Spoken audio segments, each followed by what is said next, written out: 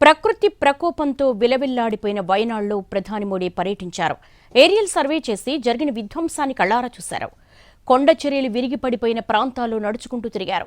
బాధితుల్ని పరామర్శించి ఓదార్చి ధైర్యం చెప్పారు.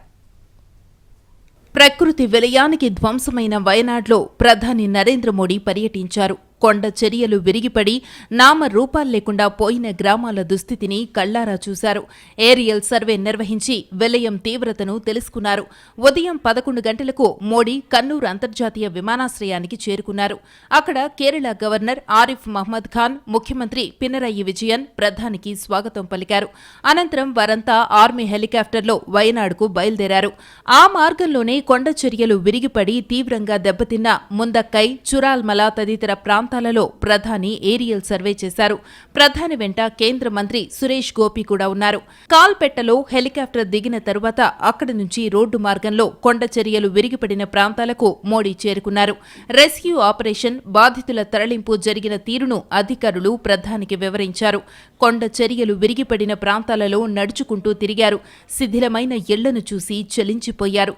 కూలిపోయిన బ్రిడ్జీలను పరిశీలించారు. మరుభూమిలా మారిన ప్రాంతాలను పరిశీలించారు. సహాయక శిబిరాలు, ఆస్పత్రులకు వెళ్లి బాధితులను పరామర్శించారు. అర్ధరాత్రి ఒక్కసారిగా విరుచుకుపడిన వరదలు, కొండచర్యల విధ్వంసం గురించి ప్రధానికి వివరిస్తూ బాధితులంతా కన్నీరు పెట్టుకున్నారు. వారిని ప్రధాని మోడీ ఓదార్చి ధైర్యం చెప్పారు. అన్ని రకాలుగా ఆదుకుంటామని భరోసానిచ్చారు. ఆప్తులను, ఆస్తులను కోల్పోయిన వారికి అండగా నిలుద్దామని మోడీ పిలుపునిచ్చారు.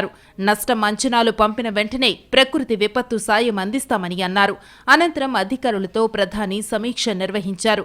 नीति नियमों के तहत जो आपदा प्रबंधन के लिए राशि भेजते हैं उसका काफी हिस्सा पहले ही दिया हुआ है और भी हिस्सा हमने तुरंत रिलीज किया है और जैसे ही मेमोरेंडम आएगा तो बहुत ही उदारता पूर्वक इन सारी समस्याओं के समाधान के लिए केरल सरकार के साथ भारत सरकार खड़ी रहेगी और मैं नहीं मानता हूं कि धन के अभाव में यहां कोई काम रुकेगा।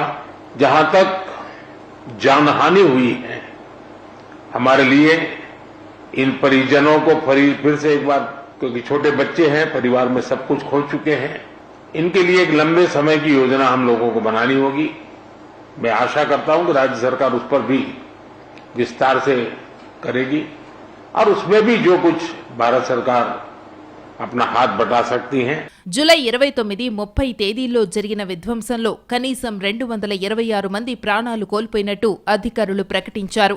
100 మంది గాయపడగా వారిని ఆసుపత్రికి తరలించి చికిత్స అందించారు. మృతుల సంఖ్య 300 మందికి పైగానే ఉంటుందని అనధికారిక వర్గాల సమాచారం. కొండ చర్యలు విరిగిపడడంతో వందలాది ఇళ్లు నేలమట్టమయ్యాయి. వేలాది మంది నిరాశ్రయులయ్యారు.